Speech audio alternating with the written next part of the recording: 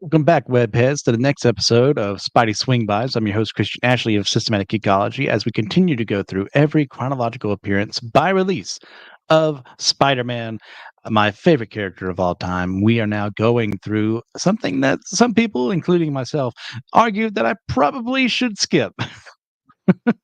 Because we are not in the Amazing Spider-Man title proper. If you follow the last video, you know there was one other appearance he had outside of Amazing Spider-Man 7. That was, of course, in Strange Tales 115.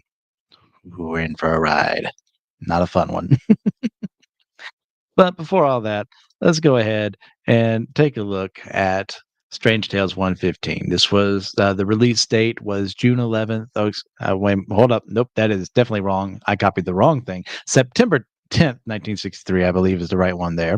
The story is called The Sandman Strikes. This is written by Stan Lee and Dick Ayers. This is penciled by Dick Ayers, inked by Dick Ayers, and colored by Stan Goldberg, lettered by Artie Simek, edited by Stan Lee. Oh boy.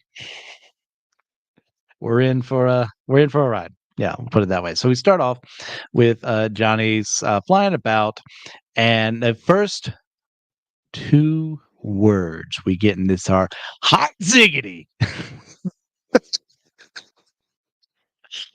Stan continues to fail writing dialogue for what the hip 60s teenagers were saying at that time. The Torture said this, Johnny said this in response to seeing the Fantastic Four's flare in the sky. That's kind of their symbol, like, oh, it's time to go meet up. So he goes into the Baxter building and sees Reed Richards there as he's kind of like almost like he's sitting down, which is, I mean, it's cute for Johnny to do. And asks Reed's what's up. And, both of them are the only ones available because Sue and Ben, the Thing, are writing a report on the Molecule Man case, which just happened in Fantastic Four number 20. So great continuity there. No problems for me as someone who likes a tight continuity, people to reference what's happening in other books in the Marvel Universe. I'm all for that. So he's in the middle of an experiment at that point in time, Ben has become, a boyfriend, girlfriend with Alicia Masters. And she, for those of you who don't know her, she's a blind sculptor. And one of the things they did early on, your mileage may vary about whether or not that's a good thing, is they attempted to see if they could maybe cure her blindness while he was also looking for a cure for the Thing's mutations. So since he's busy there, Johnny is the only person he can possibly send out to do that, to deal with the Sandman, who has broken out of prison.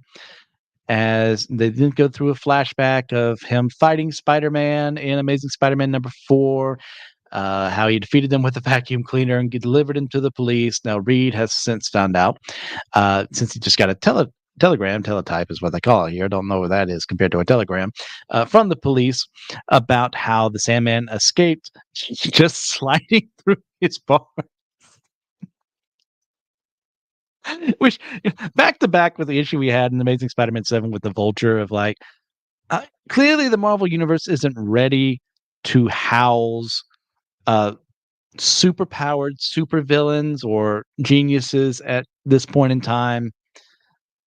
I don't really know what the containment structure would be at this point in time for them to prevent a man who can literally turn himself into sand to just leave the bars of the prison.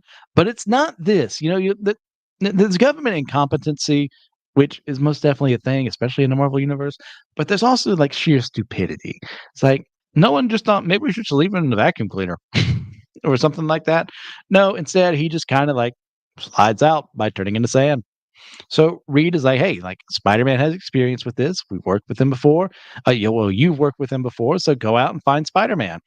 And Johnny is like, I immediately flames on. It's like, are you out of your ever-loving mind? And he doesn't act as a messenger boy for the dim-witted, blister-brained Spider-Man.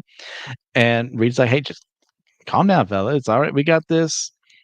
He still gives the order. He's still the leader. You better be listening. Skip the temper tantrum. And Reed, especially early Reed, is kind of one of those people like, hey, you just think logically, you do what I say because I understand things. And it's a lot harder for him to deal with Johnny, who's more like the impetuous, emotional kind of person. So this is a good use of the two of theirs, like conflicts there. So Johnny then it's like, "Oh, okay, so what am I supposed to do? It's not like he can find him in the yellow pages." So he flies around the city and just happens upon, after hours, the Sandman in the middle of the George Washington Bridge, and the police have got him cornered, but Sandman's not having it. It's like he really wanted to have. I forgot to get that image. That's my bad. He really wanted to have Spider-Man come and face him because that's who he wants. The Human Torch is not who he's looking for, so he just kind of jumps off the bridge and becomes sand, avoiding Johnny and gets out of Dodge. So Johnny is very upset at all this because where's his respect? And of course, since he's been told no, the Human Torch is going to say, "Well, of course I'm going to do that. That's just who I am." So he devises a clever scheme where on the top of the Empire State Building, someone who appears to be dressed as Spider-Man calls out the Sandman and calls him a coward, a sniveling coward. And he may be able to lord over the Human Torch, but not Spider-Man. So he's going to beat him once, he's going to beat him again. Sandman hears this, decides it's going to be Spider-Man's last fight, goes after him, and since the Human Torch doesn't have Spider-Man spider sense, a surprise, it's Johnny in a Spider-Man costume. Who could have imagined that? Uh, he actually gets up behind him and clobbers him over the head, which normally Spider-Man would be able to get out of. But what does Johnny do? He flames on, gets into battle with the Sandman as he tries to get away because once again he doesn't want to fight the Torch. He wants to fight Spider-Man, the person who helped put him in prison. But Johnny is still persistent. What's that? Good for him. Like Johnny is a hero. Like as impetuous and stupid as he, and pig-headed as he can be, he's still trying to prevent other people from being hurt. So they end up fighting in a building, and in the process of that, creates a wall of fire that sets off the sprinklers, which wasn't Johnny's plan. So he's starting to flame off. Well, the Sandman is also being affected by the water. Is he getting a little more muddy? And it's something that would actually happen a lot later when actually in the Amazing Spider-Man 200 something, he and Hydra Man end up teaming up together, and that is a poor choice for him as they kind of end up bonding and becoming this super mega mud monster thing. So, uh, but as Salmon rightly points out, like, hey, I'm becoming more mud-like, but you're also flaming off, so I can fight you one-on-one here until Johnny gets him under some more sprinklers that causes him to get a little more solid, revert to more human form. The two of them continue to struggle and using some karate lessons that Reed Richards told him, which I don't remember Reed knowing, but good for Reed. Maybe this has been mentioned before and I just missed it, but I'm calling bull either way.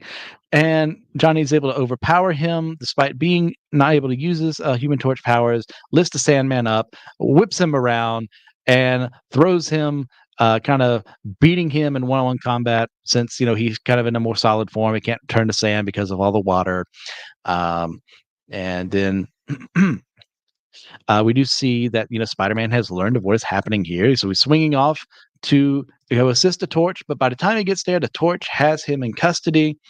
And if the next time he gets out, the cops are like, the Human Torch will be waiting, and Spider-Man just thinks to himself to say nothing of Spider-Man. I'm glad that flaming freak didn't get clobbered by Sandman, but I don't like the idea of him cutting in on my capers. Sooner or later, this town will be too small for the Torch and me, and kind of prophetic in a sense there. And that is the end of the story. So you may have noticed I blitzed through that. That's because it's only 13-ish pages long, and there's another story in the back here that's way better. That, of course, being the origins of Doctor Strange, but we're not covering that because Spider-Man's not in it. So Spider-Man shows up for a grand total of 2 panels outside of the Human Torch dressing up as him.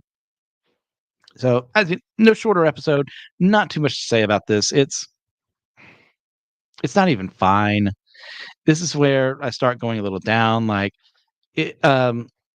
part of my rating system would be like, if I bought this comic back then in the day, would I be satisfied? My answer would be no. I mean, sure, Johnny does have a good fight with the Sandman. He shows he's not all dumb muscle. Like, the Sandman gives a little more motivation. It's like, hey, I don't want to deal with you, kid. I want to go after Spider-Man. He's the one who put me in there. There's some good things there, but like, it's stupid how it's handled. The whole, even knowing where we're at in Marvel history, the goofiness of what's going on, Dressing up as Spider-Man is stupid even for Johnny. Like, he knows Spider-Man has spider sense, so, like, if a villain were to creep up who can turn into sand and show up anywhere, like, even he is not that dumb, I don't think, to allow what happened to happen. The Sandman kinda gets beaten a little too easily, in my opinion. There's the whole karate thing of somehow Johnny being smaller than him overpowering, the bulkier Sandman, who is, by the way, turning into mud, so he should probably weigh more at this point in time. And, of course, as far as Spider-Man appearances go, this is a glorified cameo to sell a comic, and I'm not about that life. This is a 4 out of 10 for me. So what do you guys think? Is there something that I didn't mention here that I should have gone over? Should I have actually covered the Doctor Strange part of this backup? Well, we can just go, for those that don't know, goes through his origin. He's lost the use of his hands after an accident, goes to seek the mysticism of the Ancient One, and oh no, Baron Mordo is trying to take down the Ancient One, stops him from speaking, but the Ancient One knew already, and he agrees to train Doctor Strange and beats Baron Mordo. So there you go. That's a far, far better story than what we got for Johnny. And not too terribly long from now, he will stop being one of the main features of Strange Tales, and the world is better off for it. I think there's at least one more story we have to cover there.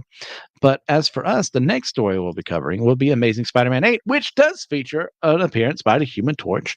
I'm looking forward to it, even though it stars the Living Brain, but it also having a very unusual way of teaching here, in that the teacher allows the students to have a boxing match so that Peter can fight Flash Thompson.